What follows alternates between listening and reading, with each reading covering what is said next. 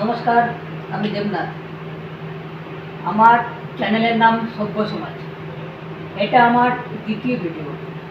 আজকের বিষয় রাজনীতি। রাজনীতি কি? রাজনীতির বৈশিষ্ট্য কি? কেন আমরা রাজনীতি করব? আজ এই সব নিয়েই আলোচনা করব।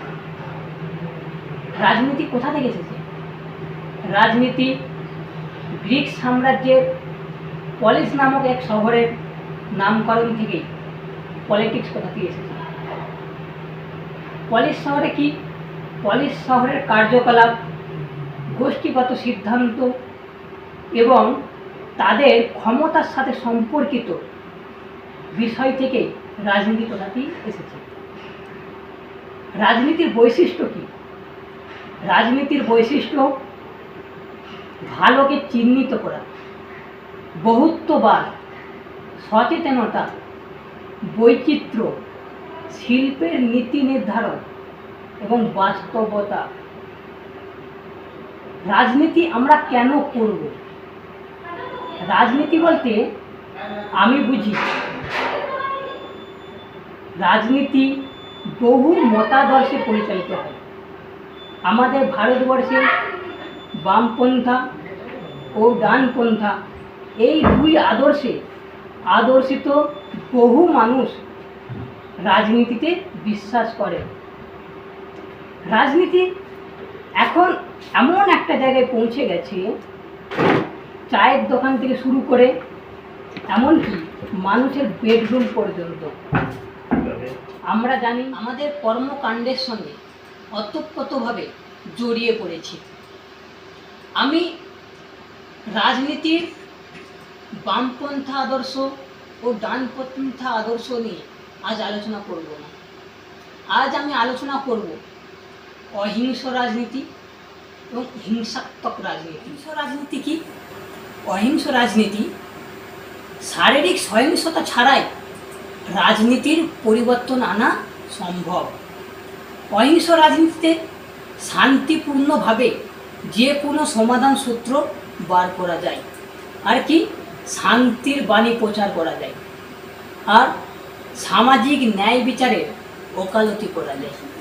আর হিংসাত্মক রাজনীতি, হিংসাত্মক রাজনীতি যেখানে মারামারি, খুনোখুনি, গালিগালাজ और সমাজ বিরোধী কথাবার্তা বলা ইত্যাদি ইত্যাদি।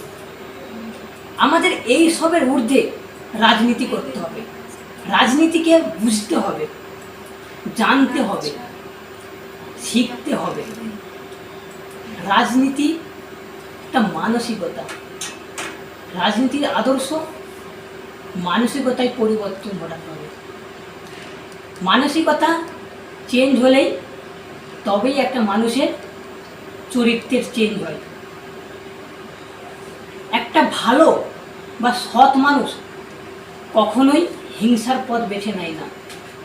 যখনই হিংসার পথে বেছে নেবে তখনই ক্ষমতার অপপ্রয়োগ করবে।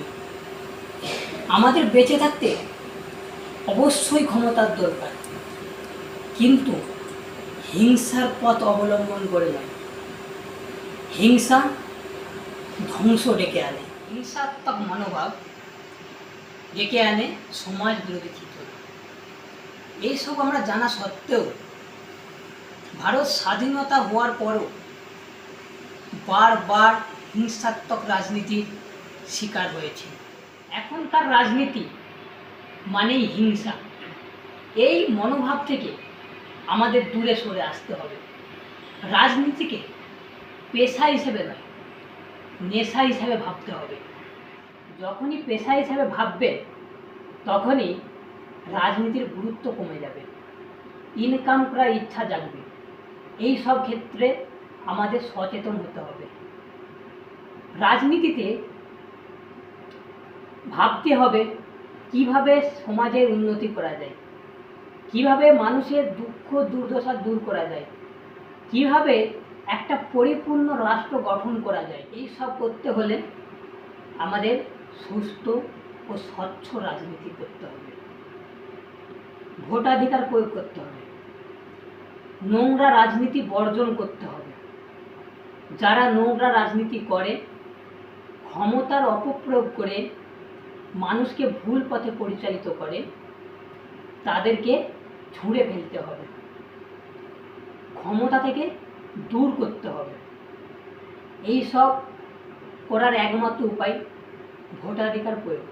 আপনার সুস্থ ও স্বচ্ছ রাজনীতির মাধ্যমে আপনি তাদের ক্ষমতা থেকে বিচ্যুত করতে পারবেন।